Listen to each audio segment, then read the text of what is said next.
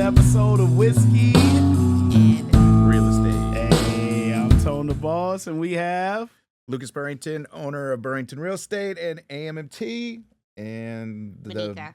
beautiful better half. a beautiful better half. Me and Monica talked last week. We're gonna give her a segment at the end of the show called Monica Mode. Are we still days without incident or? Yeah. Yeah. Lucas laughs. We'll find out. We'll get to it. But before we get there, what are we sipping today? Did you bring something back? I did. So we had an episode that probably had a lot of edits to it. That's probably if it hasn't been released because of this. So we're bringing back a clean version of this kind of episodes. So this is my favorite. This is the old-fashioned cocktail. It's already pre-mixed, so it's made by Bolint, however you want to say it. But anyways, they're also one of my favorite bourbons and whiskeys too. Okay. So a lot of the local bars, that's what they serve. But this is already mixed up. It's very dangerous.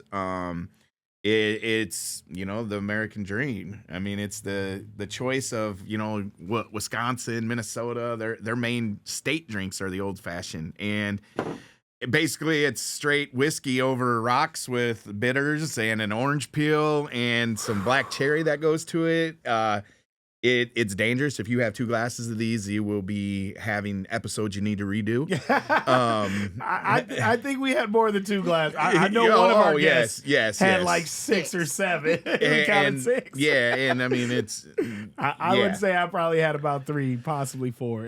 It's so good, so smooth. Yep. We just gave John, shout out to John J. Lim at Soundbox, one of our sponsors for the podcast.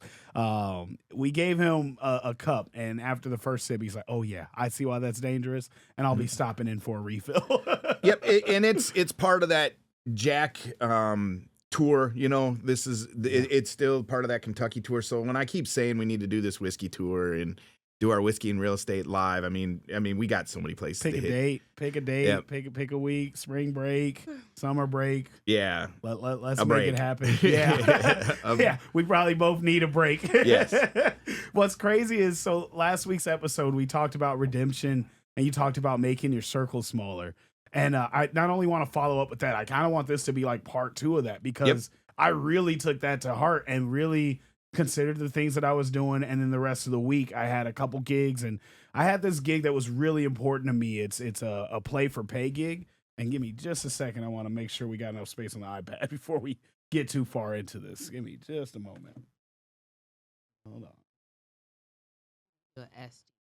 Yeah, we got a hard drive connected to the audio, but let me make sure. And it's a video is terabyte. good. Yeah, we got some good space here. All right, this would be the last episode that we already have uploaded and online. Sweet. Just a moment there. Leave that. Yeah. Colton wanted us to put him on and get him from Des Moines. Yeah. And I was like, man, I'd rather you be live with us. It's a feeling thing. Yep. Yeah, I knew you said somebody this week. It Yep. started with a C, and I was like, it can't be Cody again. Well, Yeah, shit, he'd be Colton. here every time. Yeah, he wants to be a regular. No, It's like, he we got to said get the first episode right. Even if I just sit and hang out. Yeah, you'll quietly sit there, aren't you? Right. All right. So, last week we had the episode on redemption, and it took me the rest of the week to really reflect and realize what redemption 2025 looks like for me and my music. I had a couple shows over the weekend, and one of those shows was a play for pay event. And in that event, we gave away cash, we gave away management. Obviously I DJ'd it. We had about 10 performers. One kid was like 15, another 17. A lot of first time performers and artists that really need direction and going the right way.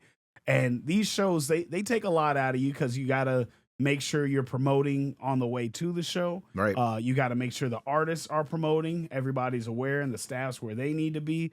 And the amount of people that were mad that didn't show up or didn't get a direct invite or didn't perform, it's it's honestly a normal thing for me that I've just kind of become numb to. Man, you didn't hit me up, man. You're not putting me on. Mhm. And it's like their approach to getting part of, like, for me, it's a simple, hey, can I be on this show? Hell yeah. Like, this is what you need to do. Or, yeah, no problem. Somebody just messaged me about, hey, I saw that you might be doing your last summer jam.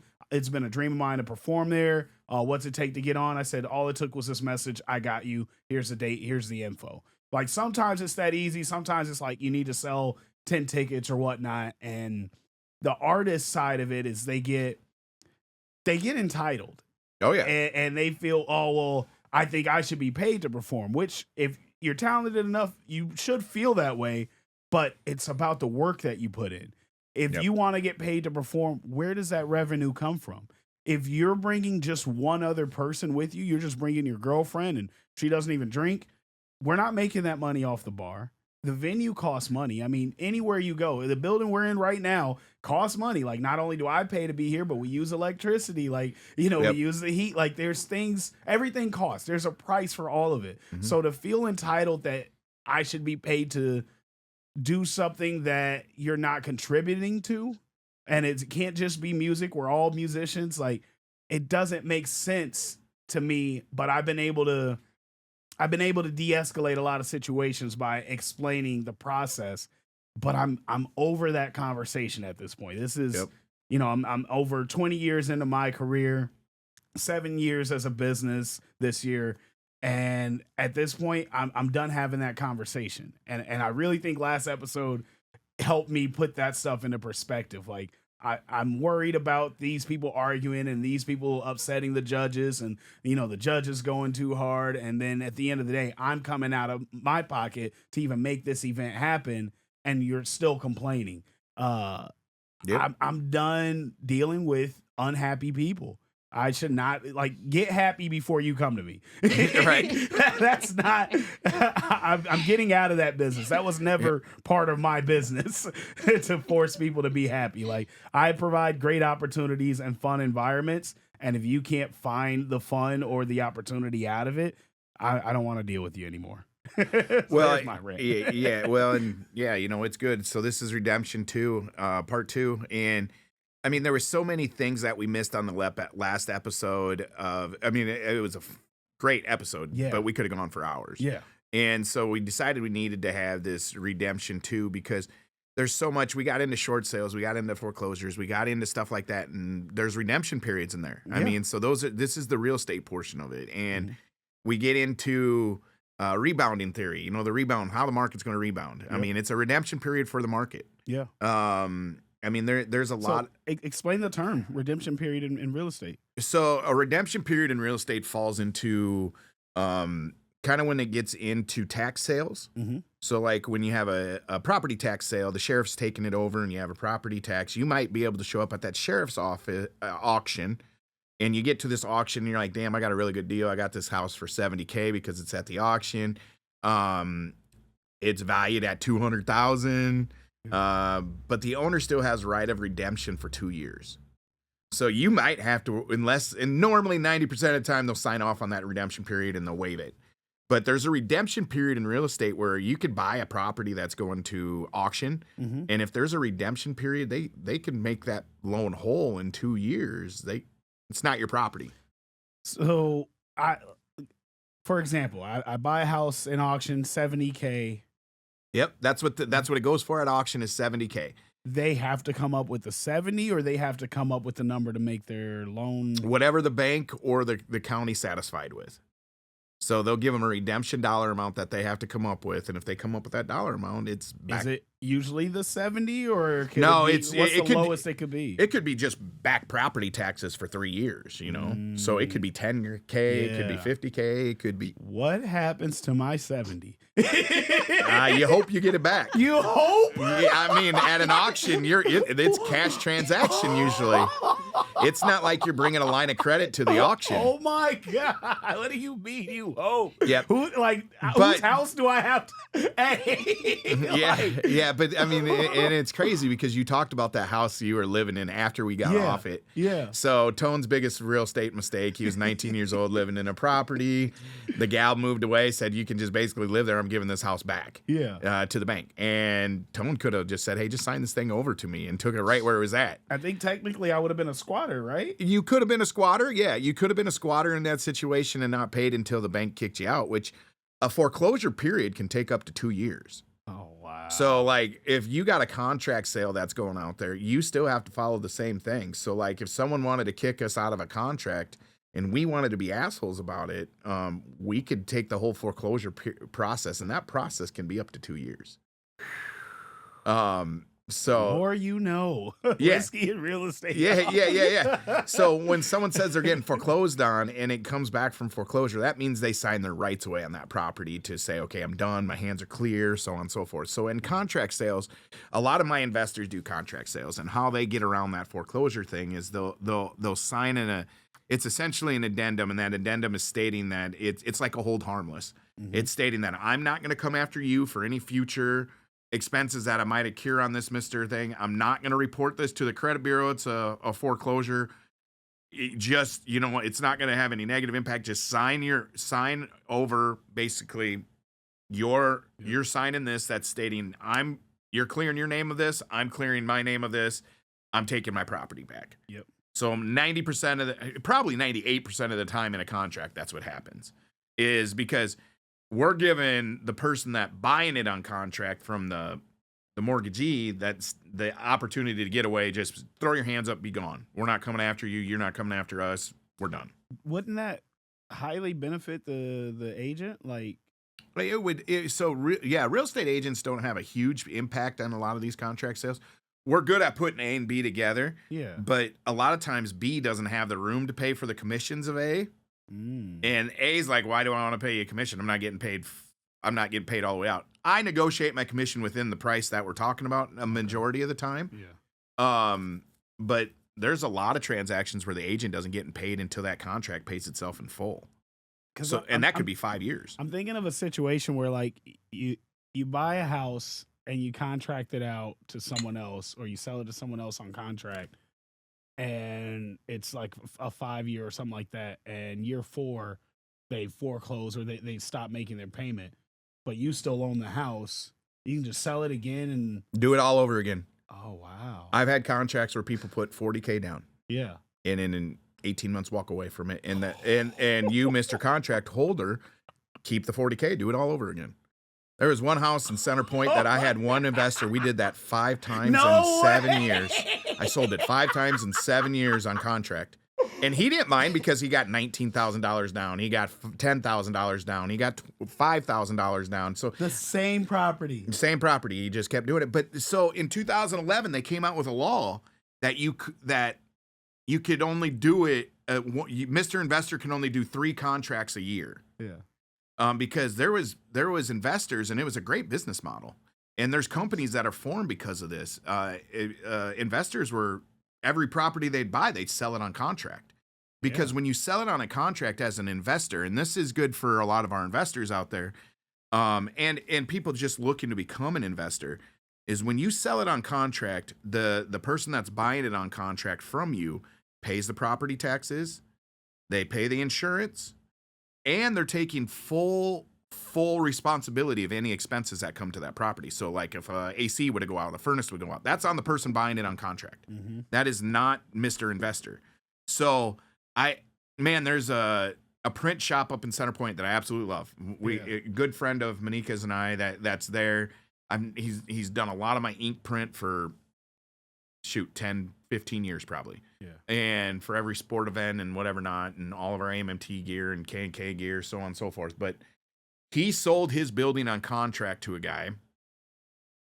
Their guy went and remodeled the 2 upper units, which are rentals, redid the whole siding of the place, redid the whole inside of the property for him, and then ended up giving it back to him a year and a half later. What? So when he gave him the property, it valued right around like $375. Yeah. It was like $598 it appraised when he got it back. So gave him about $2,000 worth of equity. Just boop. $200K. He took it back on contract. Peace out. Yeah. What? So when investors get into that mode of like, man, why would I want to sell it on contract, so on and so forth, I'm giving away a property. No, I probably in all my years, I've probably seen 1,000 contracts done from contract sale to whatever not. I've maybe seen 10 of them come in full tuition. Oh my God. Maybe 10 where the person actually paid them So off. these should be no-brainers for investors. Talk about it from the buyer standpoint. So there's a a lot. contract sounds, it almost sounds like renting to own. It is exactly that, Okay. except renting to own, you don't have any ownership in the deed, which we'll get into all that. So yes, they're similar to the same thing. And from the buyer standpoint, the way you need to look at it from the buyer standpoint is there's no bank involved. That investor is the bank. You got to look at that investor as the bank. He's the one that's giving the property or selling it to you on contract. He's the mortgage holder. Yep. You're paying your monthly mortgage to him, and that's how it's got to be looked at. The benefit to the sell or to the buyers, people that have bad credit, or people that have a lot of down payment money but they can't get approved somewhere else, or maybe they want to buy multiple properties and they don't want it all showing up on a credit bureau. So you might run one through the bank and then go buy 3 other on contract because those don't necessarily get reported. So there's now legal or not legal, whatever that is, but that's why some people do it. Yeah. Well, your debt to income ratio Yes. doesn't matter if it's a contract. A lot of times. So that's why in 2011, when the Dodd-Frank got rolled out, Dodd-Frank, whatever the heck it was, it was 15. Whatever that is. It was explain. so Obama. So we were in a recession. Obama passed a 15,000 page, and I'm not exaggerating when I said 15,000 page red tape line of protecting the buyer, protecting the seller. I mean, it was more full disclosure than anything. It was a huge benefit to a lot of consumers. Okay.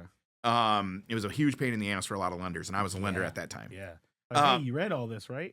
Well, now you're 10,300. Yeah, when you get to a mortgage closing, it used to be like 12 pages, and 11 of them was the mortgage. Yeah. Now it's a stack. I mean, you're going through 40 to 50 pages that you're signing off of now because of that. But the Dodd-Frank Act said if you're going to be an investor and you're going to buy more than 3 under your same federal ID number or Social Security number, you need to register yourself as a licensed mortgage lender. So you had to have what they called an NMLS number, and that NMLS number is the National Mortgage Lending Service number. Every banker has that. Okay. Because now you're approving people off cash flow. You have to, after that third one that year, you have to run it. You have to run it as if a bank was running it. So you got to collect all the pay stubs. You got to verify all the income. You got to do that. Your first 3, you don't need to go through all that process. Right. But after that third, and the reason they were doing is so the investors, there was investors just taking advantage of the market out there. Yep. We see a lot of contract sales going right on because let's talk about today's market. This is a good lead way into it. Yeah, definitely. So there's a ton of contract sales going right now because everyone's still waiting for that rate bubble to pop. Because it's still, and I've seen mortgage raises at 5.9 for personal buyers. Investors are still at 7%, 7.25%. Yep.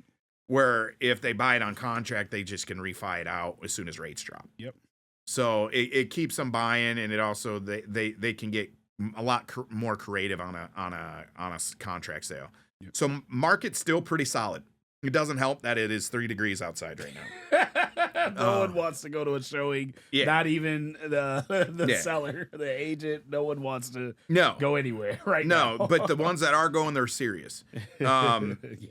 And people don't want to move, because, I'm going to tell you right now that and it has been very busy, and it's getting really busy. Investors are going crazy. As soon as that tax return money comes, which we're within 20 days of people starting to see some returns and stuff like that, then it's going to get crazy on the renter side, and it's going to get crazy on the buying side for this. But I mean, market's good. I mean, it's keeping a deal together right now is tough because everyone's finicky because they're like, well, what about rates? Maybe I'm just going to walk away from this deal and wait for rates to go down. Don't do that, because when Monica brought a gal to me this week, and we took a Saturday. We sat down, talked with her, and we get into it. And my mom is telling me I get a text message. Mom's telling me not to buy right now. I'm like, all right, that's fine. We're gonna wait. We're gonna wait for rates to drop and this and that and another. Okay, you do realize when rates drop, prices of the houses go up, Yep. and You and your mom aren't the only ones that know that the rates drop. and yes, So does and now the- that property the you now seller, wanted. Well, and she needs a specific property. Yeah. Like Oh, man. 4+ bedrooms, so on and so forth. She in the college community, which everyone's waiting to get into the college community. So, I need this 4-bedroom, and I need it to be in a price range where they don't make 4 bedrooms. Yeah. I'm like, well, just go through the pre-approval process, get this thing taken care of, get it out of the way, so when the right property pops up, you're not in a bidding ready. war, you're ready to go. Yep. So now, and I don't think it's registered that was the reason why, but we're going to find out because the right house is going to pop up when she wants to do it, and there's going to be 5 people bidding on it because rates are now at 4%. And you got 10 more steps that you need to do. That Oh, yeah. puts you Well, and you're not further ready. than the back of the line. Yep, You're not even. They're you're not even going in to look line. at your offer unless you have a pre-approval.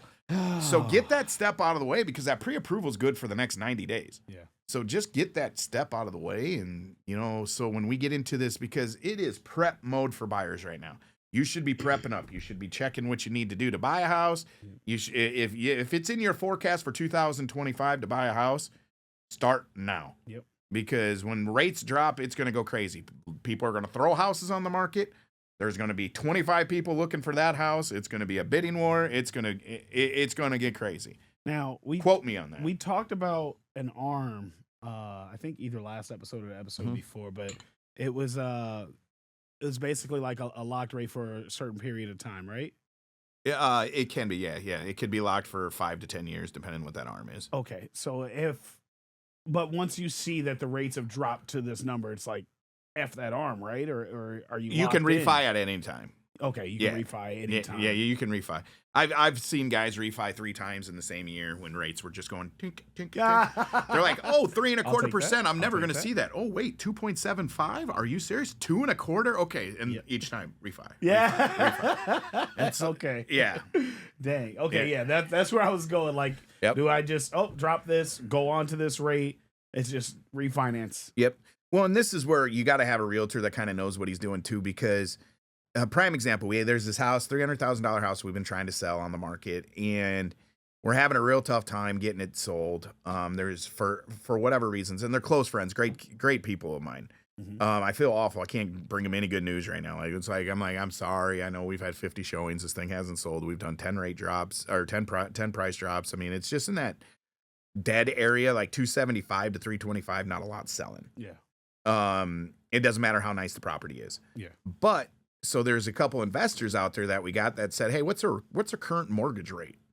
And I'm like, well, they're at 2.25 on this. They're like, so I can get a $280,000 house. I can assume their loan at 2.25, take their rate from them, make their payment for them, and give them $50,000 down. And I'm gonna pay them an additional, $500 to $1,000 a month on top of it. That's a win-win for everyone. Yeah. And that's realistically what should happen in this situation. And it's probably the approach that I'm going to take with them as well as like, hey, someone could take over your 2.25% rate that you got out there because we may never see rates that low ever again. Yep. And that 2.25 rate on $270,000 is like if you bought a $225,000 house today at today's rate. Yeah. So you're getting much more of a house at the same payment as you would for a $215,000 house. Yep. So, I mean, there's perks to that, but that's where the creative side comes in, and you got to have your realtor needs to have those people in their back pocket, to be able to do that type of stuff. So, I mean, we got to get like a creative finance guy on here, like for sure. Yeah, I mean, I've done them for so long. I mean, that's been my niche is, I know the creative financing side. Yeah, it's changed so much this last year and a half that I'd hate to even. I'd be like, I can talk enough where I'm very dangerous about it. Yeah.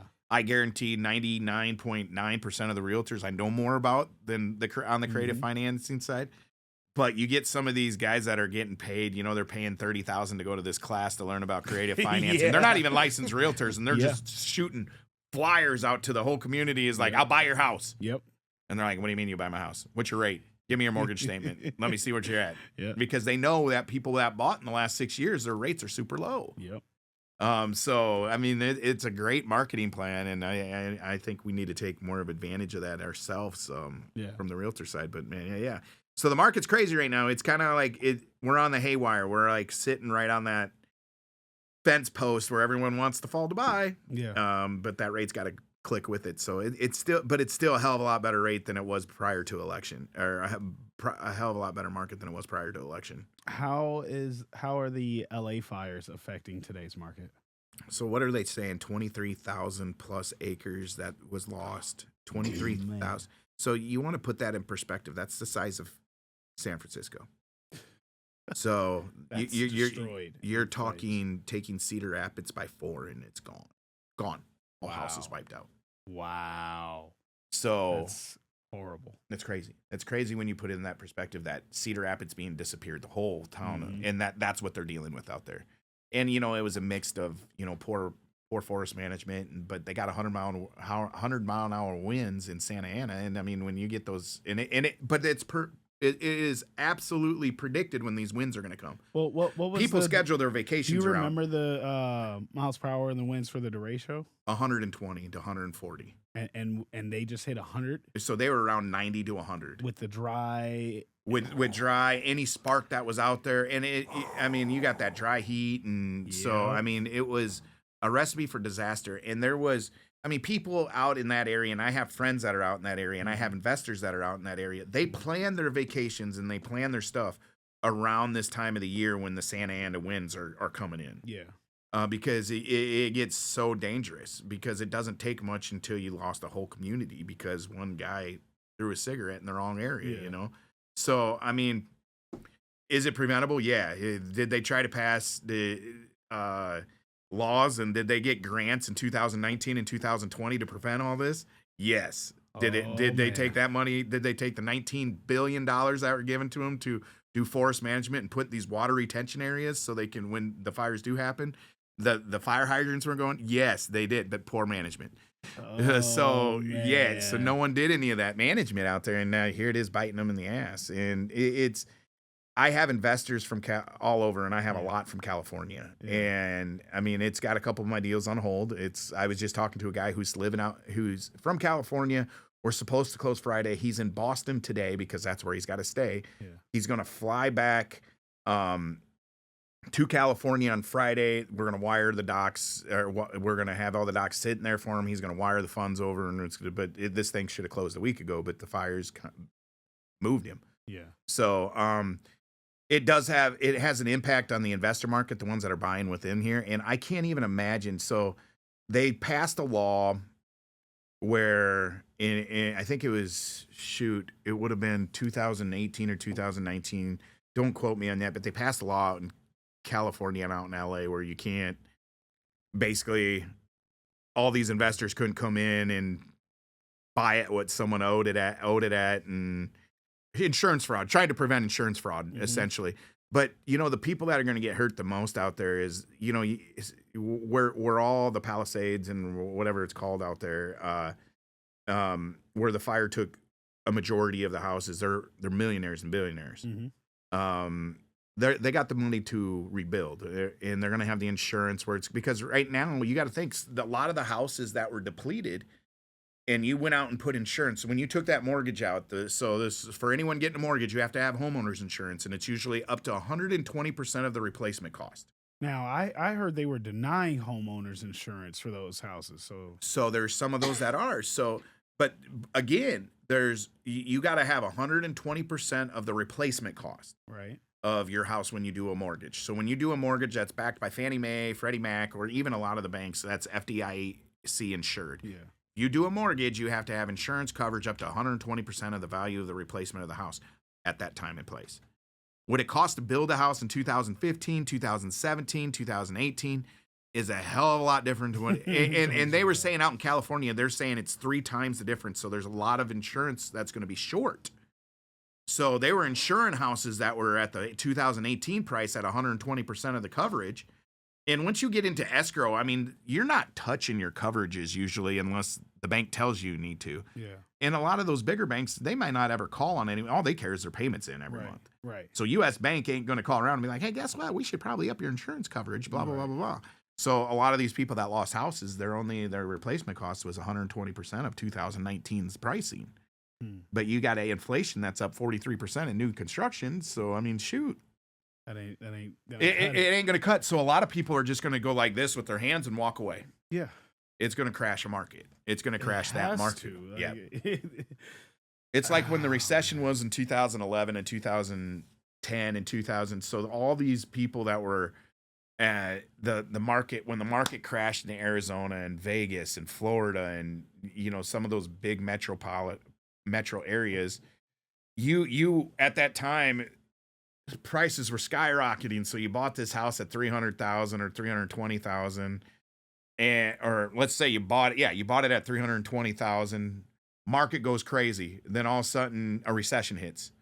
Everyone starts foreclosing. Now that house that you now think you got a $400,000 house, but you had 10 foreclosures on your block. Now everyone's buying those houses back at $170,000 because that's what these people owed them. And at that time, took the whole market and went boom. So what the federal government did is said, okay, we're going to release these in bursts. right. So there might be 250,000 foreclosures. We're going to release them 25,000 at a time. Yeah. Various parts of the United States. So it's not crashing market. Yeah. When you get a fire like that, it's tough to avoid that stuff. So yeah, I mean, it's crazy. Welcome to whiskey and real estate. Nothing but positive things. But I'm telling you, Iowa's been protected. Come buy some real estate in Iowa. Yeah, like everybody has to. I would imagine the market would go up because everybody has to buy something new now. They have to relocate. Well, you got to think about derecho here. So derecho, what derecho did, I mean, it depleted our canopy. It depleted a lot of our trees. From a real estate standpoint, though, you're getting new roofs, new sidings, new everything. So, I mean, it will now when they resell up the market. The appreciation will be great, but it's not going to happen in LA. No, I'm talking here. Okay, because I was like, when that I would not want to buy after that experience. Yeah. Like, hey, we rebuilt this in the same spot. right. Who was your builder? Yeah. I mean, but yeah, I mean, it's crazy, but you just can't predict the natural disasters. Yeah. And you know, Cedar Rapids had their share of them since 2008. So I mean, we've had the flood of 2008 where we lost so many homes, and that was again a blessing in disguise because it got rid of a lot of the houses that need to get tore down. Yeah. And they rebuild. I mean, the revitalization of Cedar Rapids over the last 2008 to 2025 has been crazy. You want to talk about a rebound theory and redemption itself. Yeah. I mean, the community's had nothing but redemption. I mean, we've had to rebuild the whole community basically twice in the last 20 years. How does LA come back from this? What does that look like? You know, it's still California. It's still sunshine. It's still got the ocean Sunshine views. And fires. Yeah, bro. yeah. Like, But hey, still people are we gonna ignore what happened here like 5-10 years from now? Or are they gonna just? It's gonna become Monopoly. You're literally gonna see Monopoly go out there. So you know that board game of Monopoly. You go around that board and you want your goal is to own every property. Yeah. That's what's gonna happen out in that area. It's gonna be investors that are gonna come up and buy a block at a time. Block at a time, block at a time. The single family people, I mean, we're going to have a tough time getting into those because there's going to be, I'm predicting it happened here in Cedar Rapids after the flood. You go look at the Bob Miles of the world who's serving 50 years in prison for fraud. I mean, he went and snatched up half the community, snatched up 300 houses and after the flood. And some of our investors snatched up, 125 properties here, because they were selling them at dirt cheap. That's what's going to happen out there. Investors know when natural disasters happen, and they know it's a time to pounce. They take advantage of it. You can keep your insurance check. I'll come in and repair this house. Just give it over to me. Just sign this house over. There was a house I sold on Cottage Grove home to one of my good investors. He went in and we bought the house, and knowing that there was probably $150,000 worth of insurance, we negotiated saying, you can take that insurance check, that's yours. I'm going to come in and repair all this. He owned a construction company, so it was only going to cost him like $30,000 to do what the insurance company was paying them. So they said, fine, take it. Here it is. I'll sell it to you at this price of what I owe. Give me the insurance check when it comes in. You come in and you fix everything. So insurance company didn't mind because everything got repaired like it was supposed to. But he also got a house that's now, if I sold it today, it's $800,000. Right. So he got it at $300,000 because yeah. And you'll see a lot of that. You'll see a lot of investors calling these homeowners and be like, "Hey, take that insurance check. I'll let you keep it. I'm going to just sign over your land at what you got right now. Right. I'll come in and fix it. Right. But sell it to me at what you got here." All right. So what's the best play right now for? All right. Let's say your house is not on fire right now, but it's pretty close to the area where it is. Do you sell it if you don't have homeowners insurance? Man, I'm lighting a match and I'm blowing. I'm like, and I'm stopping it at the back door. I'm like, man, you see the heat damage on the back side of this house? I need some siding. I need some roofing. I need a couple windows. Tell me this wasn't off the heat from everything around me. No, I'm kidding. Completely kidding. But that is the shit that happened. Man, I had one investor I had to drop during that derecho. I'm not mentioning any names. He comes over. He's like, "Lucas, every house around me got destroyed by these trees falling down. He didn't have a single tree." I showed up, and he's on his roof, and he is pounding with a bat on the top of it. And then he's like, "Lucas, you got to find a way to put this branch that's up here through this roof right now." I'm like, "I don't want nothing to do with this. Leaving now. I'm leaving right this now." This phone call didn't happen to leave. I've never seen such a thing. When I showed up to the property, and he's like up there with a baseball bat, and I'm talking to his tenants. And his tenants is like, "Man, he's been up there all day." I'm like, man. "What is going on?" And I'm not mentioning any names, but I mean, and the funny thing is this name recycled back around like this, and one of my newer agents got him. He's like, "Man, this guy's got 13 properties. Let's take him on. He wants to sell them all." I'm like, no. I know that guy. I know that guy. They're throwing a branch through, he through a is. roof. He is with baseball bat saying, "Look at all this damage I got," and he's cutting branches off. He's like, I'm like, "You better cut them at an angle or something. You better make it look like it's broken off because that's a saw mark." Yep. No, what's crazy, I think I either brought up last episode or after, like the house that I had sold right before the derecho. Yeah. We needed a new roof, and we had to drop the price $10K for them to get a new roof. And I drive by there after the derecho and see a tree through the roof. I'm like, "You lucky mother." Yeah, it's true. I'm not so mad. I dude. mean, man. But you want to talk about, getting into our redemption insurance companies, as we talked about. I was tough to find someone that's going to offer affordable homeowners insurance because of the natural disasters. Mm-hmm. That's what's going to happen in California. State Farm already told California, "We're not covering this. Yeah, we don't want nothing to do with this." Yeah. One of the largest providers in the United States. Sell. Yep. They said, "I'm out." You can't even get insurance. Gone. You can't get homeowners insurance in that area. Like, yeah, one of your largest providers is saying, "Peace, I'm out." I mean, I got words for companies that we had to work with during the derecho, because as the realtor, I had properties. I mean, I had a package of 10 closing that day. And then I had one house that was not part of so I had like 13 closings the day before derecho and the day of derecho. Mm-hmm. And family friend of mine has sold his brother a house. They moved on, getting ready to move in the day of the derecho. It closes, and their house got wiped out. So, I mean, just wiped out. I was like, "I'm so sorry," but I had to work with so many different insurance companies, and I mean, it was. Oh Lord, this is going to be a whole nother episode, because we'll get Elias on for this one, and actually it'd be great to get Colton and Elias on the same episode, because they do the exact same thing. Okay. Except two different areas, and they could probably benefit from working with each other, but they both work with insurance companies. So this would be a great segue to get when we get Colton in here. Yeah. And Elias, but Elias sold a package of 8 that day to one of my investors, and I'm like, package of 8? What? Yeah, package of 8 houses. So my investor was buying 8 houses from him.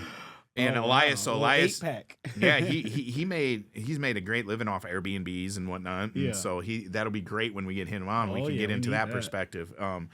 And we can branch off into furnish finders and stuff like that, because we got 7 or 8 properties that are all full with furnish finders. So that's traveling nurses that are paying their 3-month term. They're just with the contract of the hospital. You get a charge more than you would normally charge. And I mean, it's a huge profit. It's a win-win for everyone. They're fully furnished. So hence the name. But anyways, we'll get into that on episodes coming up. So stay tuned on that. That's some good stuff. Write that down. So, but anyways, these insurance companies, I mean, they're trying to redeem their money back right now out of everything that's going on. And I mean, California is going to be interesting. They're going to be, I mean, I want to see what Florida does because we had hurricane season too. Yeah. Because we just had 2 hurricanes come through within 60 days of each other down in What Florida. are these properties selling for? That's Honestly. in the if they're in the hurricane zone, if they're in the fire area, but it's a major city. Like what I are don't the even numbers? know, man. I don't even know. I'd almost feel like it could be in DraftKings, like how close Yeah. this is to the fires. Hey, Eh. buy this property for it's $1 million house, but buy it for 200,000, but it's predicted to burn down Yeah. in the next. Like, what's happening? Can they even be listed? Is there any laws or? No, they get it. I mean, any damage that's done has got to be disclosed, even if it's already been repaired. They have But to. what about predictions? What if it's Man, you could have a house in the middle of nowhere that could burn down tomorrow. You can't predict that shit. So, I mean, like the flood was supposed to be a 500-year flood. You know, it was supposed to happen every 500 years. So floodplains are designated by 100-year floodplain, 500-year floodplain, and then just outside the floodplain. yeah? So, in flood insurance in a 100-year floodplain, I mean, it could be 5 G's a year just for flood insurance. That's not homeowners insurance. That's flood insurance. Ugh. Or you could be in the 500-year floodplain where you don't necessarily need it because it's not supposed to happen every 500th year. It's supposed to happen. And it just happened in 2008, so we good. But that's not the case. 2016, sandbags were going back up. Mm-hmm. However, Cedar Rapids gets a $124 million grant to put this new dike barriers in, so it'll prevent this shit from ever happening again. Yeah. Supposed to.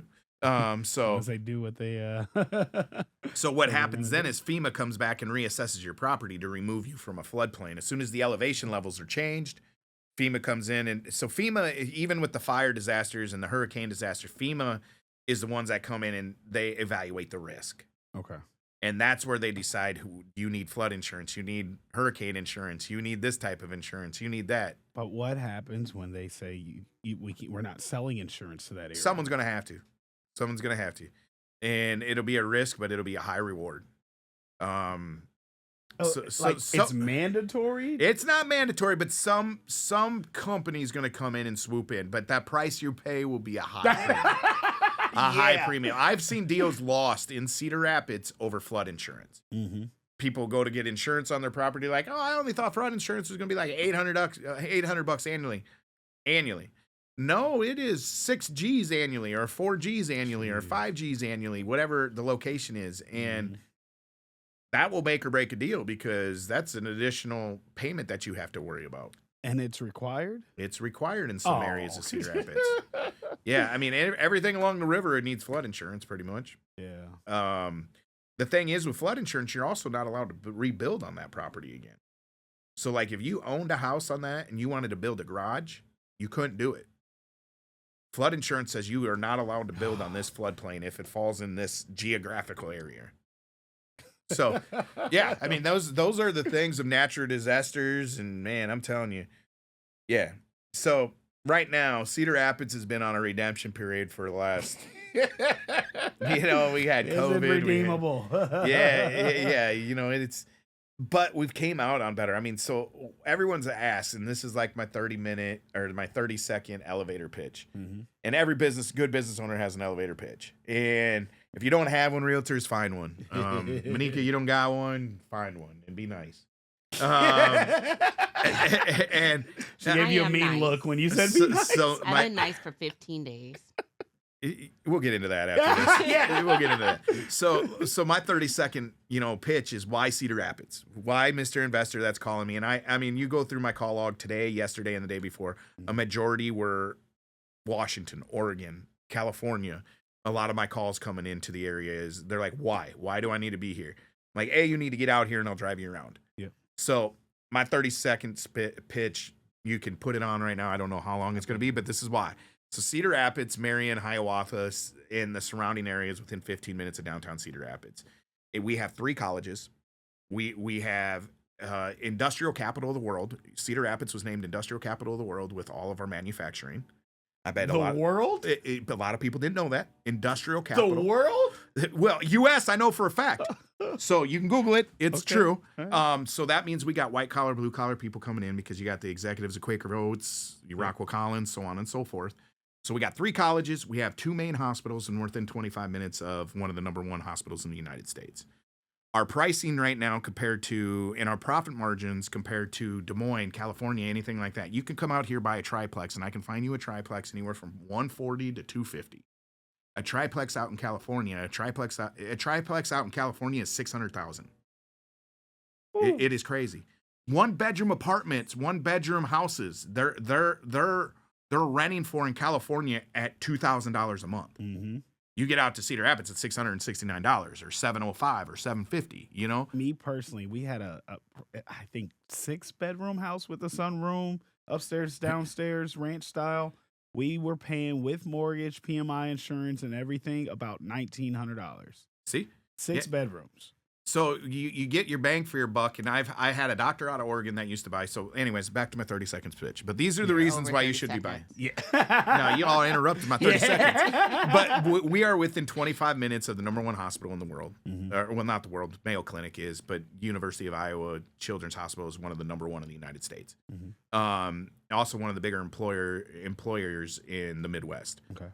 So our pricing there's still a profit margin to be made here. Cedar Rapids offers from white collar to blue collar. I call that very recession proof. And we've seen it. We've been recession proof compared to a lot of the United States. And we've still held our values. Yeah. So, I mean, there's no reason not to invest and buy properties in Cedar Rapids, Marion, Hiawatha. Did you know Marion per capita in the United States was the #1 largest growth per capita in the United States? U.S.? In the U.S. last year. What? Per capita growth, yes. What? Marion, Iowa. Waukee, Iowa was top 2, top 3 in the United States over the last 10 years. When North Liberty hit its boom, when North Liberty started going boom, it was top 5 in the United States. Tiffin, Iowa, right now is top 8 in the United States. We're Clear Creek, Amana school districts, and what is. So why not Iowa? So I'm telling you, man, this is why I say you show up, I'll drive you around, and I'll tell you why you need to be buying in Iowa. Yep. So investors, There it I'm is. sending this episode out to everyone that's not an Iowa investor, because This is how you sell. but it's factual. I'm like, so when I shoot out an email and they're like, why do I need Iowa? I'm like, I'm going to give you, Yeah. this is why. Yep. Why Cedar Rapids? This is why. I'm going to Yep. tell you why. I personally have uprooted myself to be in Cedar Rapids because of the market. There's a reason to sell and buy here, Yep. and the numbers Mhm. are the numbers dance out here. These are beautiful numbers compared to everywhere else. I went in Arizona. I was apartment shopping in probably 2020, 21 maybe. And the numbers were ridiculous. Like for a 1-bedroom, like you said, in LA, you're looking at 2K. Arizona was probably about 12, 14, and that's 2021. So now I mean, I'd imagine like 16, 1700. It's crazy, man. and like I said, Yep. I had a 6-7 bedroom house just 5 years ago, and with mortgage, insurance, we did our taxes on a monthly. We just had it added to the total, and we were paying about $1,900. So and this is what I was getting into. We had an investor out of Oregon, and she was a doctor out there, retiring a doctor, and she had 2 rental properties out there, and it held up closing. She's like, I got to sell this one so I could buy these 4 properties here in Cedar Rapids. It was a duplex, nice duplex, and it was going for $690,000. I'm like, this is built in 1948. It's got nothing going on but rain all the way around it. It's on a side of a hill like this. I mean, in Cedar Rapids, I probably could have sold it for $190, and it's $680 out in Oregon. She's selling this to buy 2 4-plexes and 2 duplexes. So we had to wait for this to close so she could close on 2 4-plexes and 2 duplexes, all for the price of what she had for 1 property out there. It's almost 5 times the price that it would have sold. Exactly. Yeah. So I mean that is why I come to Iowa. I mean this is the stuff I'm telling you about. Now you have your guys that you do get these prices out in Chicago or out in Indiana and stuff like that. I know investors that have gone out and bought in Gary, Indiana, and bought in areas because areas in Chicago, and they're like, man, I got this house for $15,000. I'm like, great. Yeah. Go to that property. Go do a remodel on that property. It's going to be broken into 5 times. You're going to lose half your contractors. They might get shot. You're going to have a checkpoint. You might get shot. You got to check in with capo. What's a capo? You're going to find out. Yeah. The hood in Chicago is not the hood in Cedar Rapids. So Gary, Indiana was like murder capital of the world for a long time. I'm like, go ahead, go. There's a reason that house is that price. 3-bedroom for $15,000. Yeah, go there. Go. Good luck. Yeah, I'm going to tell you what condition that property's in, and I'm going to tell you the stigma of that area. Yep. I'm going to say you overpaid that $15,000.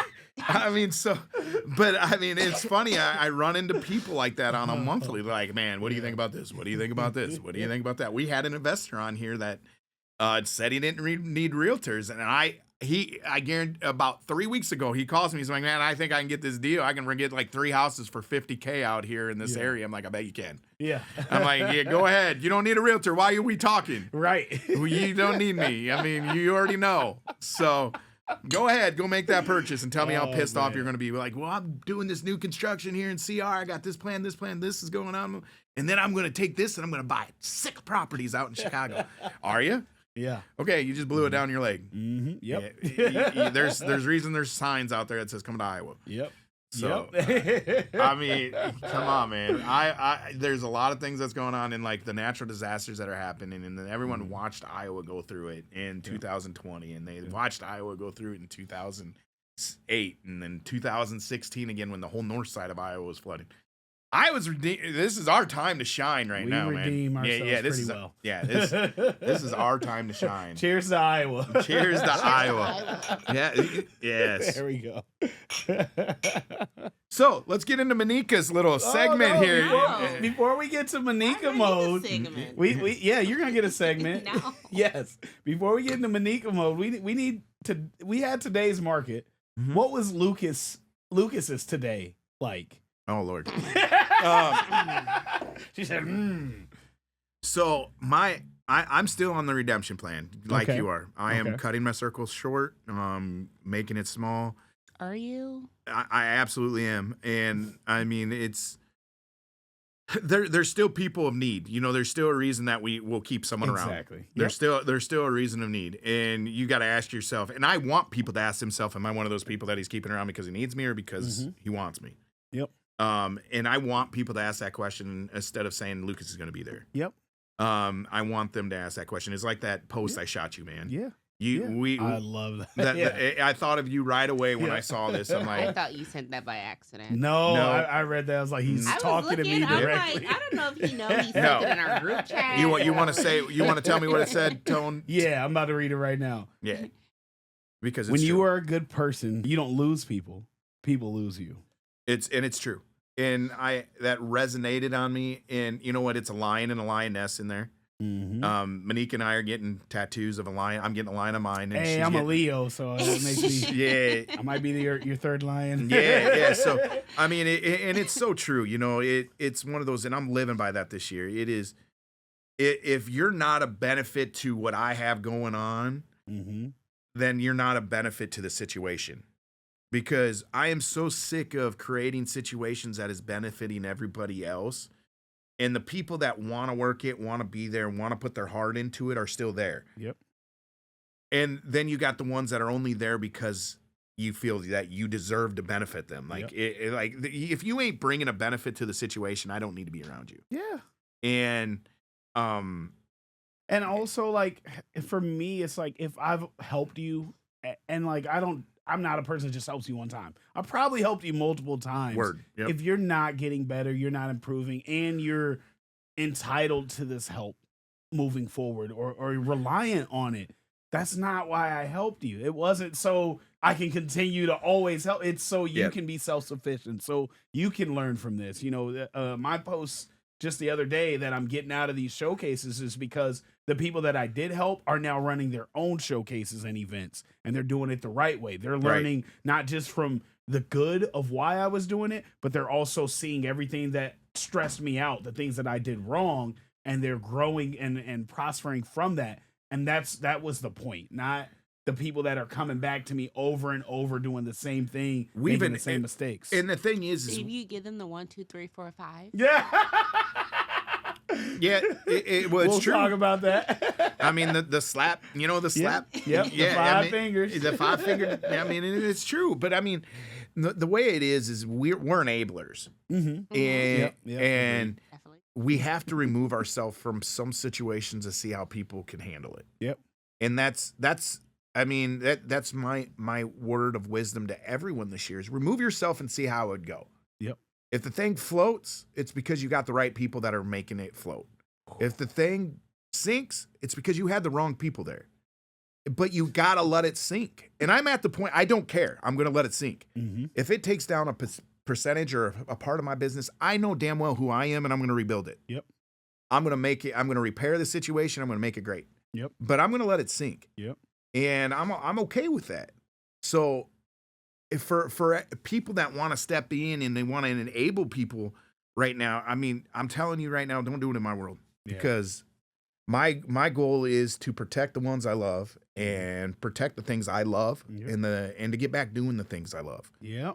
And the ones that don't deserve the time that I've given have taken me away from the things I love. Exactly. And I can't protect the things I love all the time for someone else. I mean, and there's a lot of times, and it's funny, you made a statement today and you're like, I got to protect this artist from the judge because I don't want the judge to come back too hard on this artist because this artist is, I mean, you basically were saying this artist is an asshole and tough to deal with. Yep. And the judge is going to judge him from his actions and not his actual what he's performing. Yep. And I have to do the same thing where I have to protect some of my contractors from Monica, or I got to protect some of my contractors from some of my investors. I was gonna say, why is my name the only name? I didn't even thrown say out you, there? but that was great. But He's being it's honest. true. Yeah. But it's true. And I have to put a shield up. It's not because I have something special going on with this person or anything like that. It's because they provide a value into an area that I need at this moment in time. Yep. And yes, if I have to protect that person from you and I got to protect you from that person, that ain't a person that's long-term in my life anymore. Yep. And I'm cool with let it go wayside. Yep. So, I mean, it's again, if you can step away and it's going to float, you've done the right thing and you got the right people. Yep.